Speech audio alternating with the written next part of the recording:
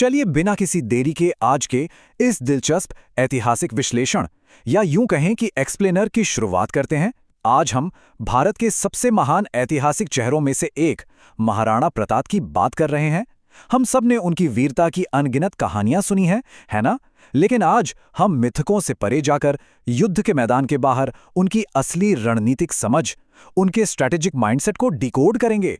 तो सबसे बड़ा सवाल यही है कि आखिर कैसे एक अकेले इंसान ने अपने समय के सबसे विशाल और शक्तिशाली साम्राज्य को इस कदर चुनौती दी।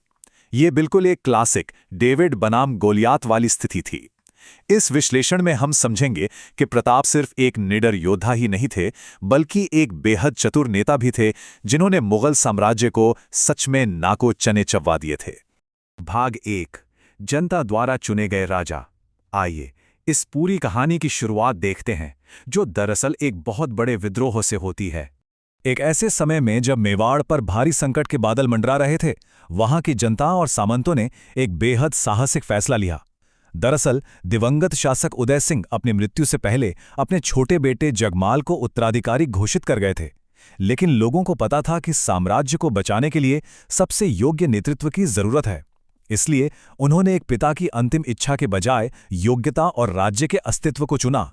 प्रताप अपने लोगों के बीच कितने लोकप्रिय थे, ये इस बात से साबित होता है कि जब जगमाल का राज्याभिषेक होने ही वाला था, ठीक उसी वक्त सलुम्बर के सामंत कृष्णदास चुंडावत ने बीच में आकर रोक लगा दी। मेवाड़ की सदियों पुरानी परंपरा के मुताबिक राजा को मुकुट पहनाने का असली अधिकार उन्हीं के पास था, और उन्होंने गोगुंदा में प्रताप को आधिकारिक तौर पर मेवाड़ का शासक घोषित कर दिया। यही अपार जन समर्थन आगे चलकर प्रताप की सबसे बड़ी ताकत बना। भाग 2, मुगल साम्राज्य को चुनौती। चलिए देखते हैं कि राजा बनते ही प्रताप को किस तरह के कूटनीतिक दबावों का सामना करना पड़ा। गद्दी पर बैठते ही मुगल साम्राज्य का भारी दबाव शुरू हो गया। सम्राट अकबर ने मेवाड़ को बिना युद्ध के अपने अधीन करने के लिए एक के बाद एक 4 दूत भेजे। सबसे पहले जलाल खां कोरची, फिर मानसिंह, उनके बाद भगवंत दास और अंत में टोडरमल। लेकिन प्रताप ने हर बार बड़ी ही कूटनीति के साथ मगर पूरी दृढ़ता से मुगलों की अधीनता स्वीकार करने से साफ इनकार कर दिया। भगवंत दास के साथ हुई बातचीत में प्रताप का जवाब एकदम स्पष्ट और ऐतिहासिक था। उन्होंने कहा, मैं मुगलों के खिलाफ आपके झंडे के नीचे लड़ूंगा, लेकिन मुगल झंडे के नीचे कभी नहीं। मतलब साफ था, वे बाकी क्षेत्रीय राज्यों के साथ गठबंधन करने को पूरी तरह तैयार थे, लेकिन मुगल सम्राट के सामने पूर्ण आत्मसमर्पण, वो तो किसी भी कीमत पर नामंजूर था। भाग 3, हल्दी घाटी का युद्ध। यही कूटनीतिक गतिरोध हमें जून 1576 के उस विश्व प्रसिद्ध युद्ध तक ले जाता है। हल्दी घाटी को लेकर एक बहुत बड़ा मिथक ये है कि प्रताप इस युद्ध में बिल्कुल अकेले लड़े थे, लेकिन जरा इस तुलना को देखिए। असल में वो एक बेजोड़ गठबंधन निर्माता थे। उनकी सेना में अफगान नेता हाकिम खांसूर, स्थानीय भील जनजाति के राणा पूंजा और ग्वालियर के राम शाह तोमर जैसे अलग अलग पृष्ठभूमि के योद्धा शामिल थे। उन्होंने मुगल साम्राज्य के तमाम विरोधियों को एक ही झंडे के नीचे लाकर खड़ा कर दिया था।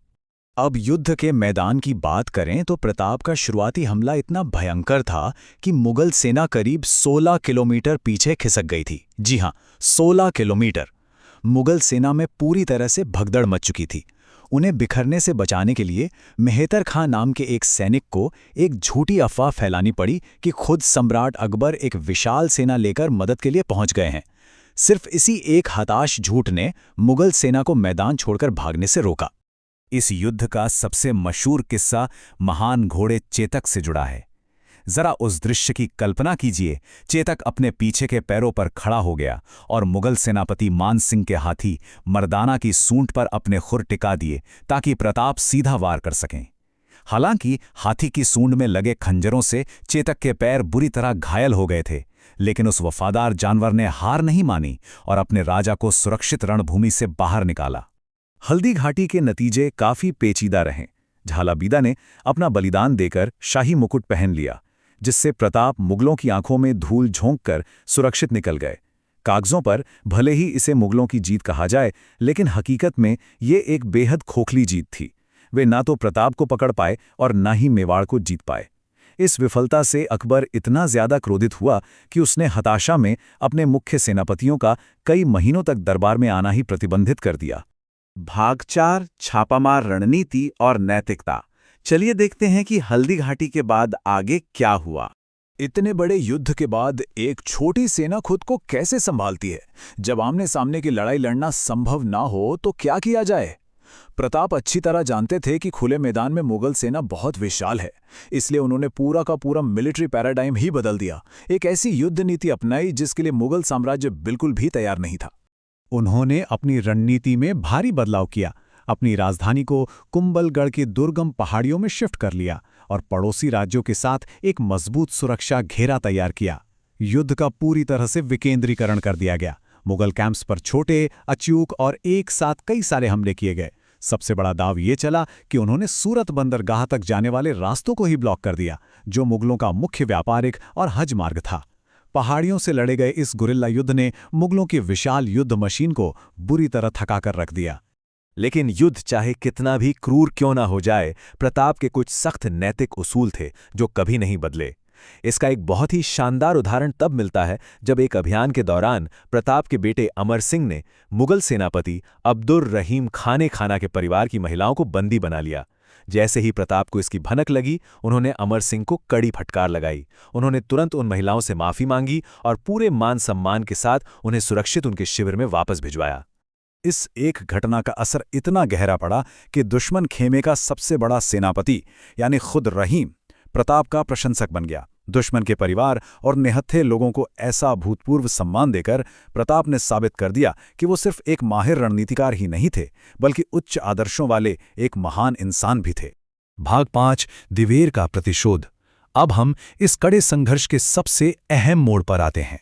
यहाँ भारतीय इतिहास के एक बहुत बड़े मिथक को तोड़ना बेहद जरूरी है। हम सब ने घास की रोटी वाली वो भावुक कहानी जरूर सुनी है। इसमें अमर सिंह को एक रोते हुए, भूखे और असहाय बच्चे के रूप में दिखाया जाता है, लेकिन ऐतिहासिक वास्तविकता बिल्कुल अलग है। जिस समय की ये कहानी बताई जाती है, उस समय अमर सिंह कोई छोटे बच्चे नहीं, बल्कि 23 साल के 23 ईयर्स के एक बेहद खूंखार और अनुभवी योद्धा थे। ये मिथक दरअसल मेवाड़ के नेतृत्व की असली ताकत को बहुत कम करके आंकता।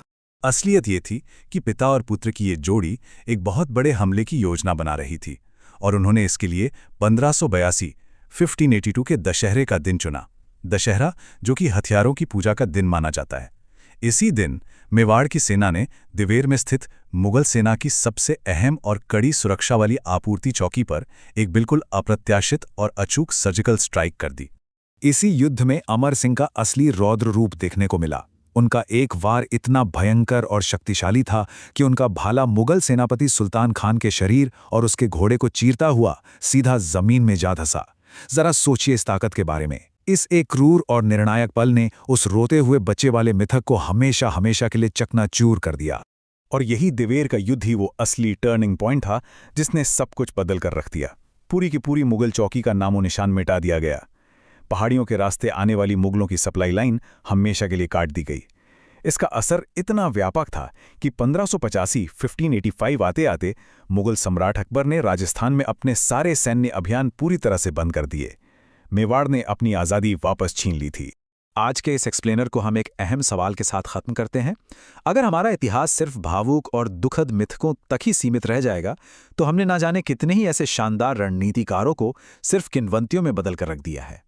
इतिहास के इन असली रणनीतिक दांवपेचों और कूटनीति को समझना उन लोक कथाओं से कहीं ज्यादा सम्मोहक है ना? तो आइए इसी तरह इतिहास की परतों को उधेड़ते रहें और नई चीजें सीखते रहें।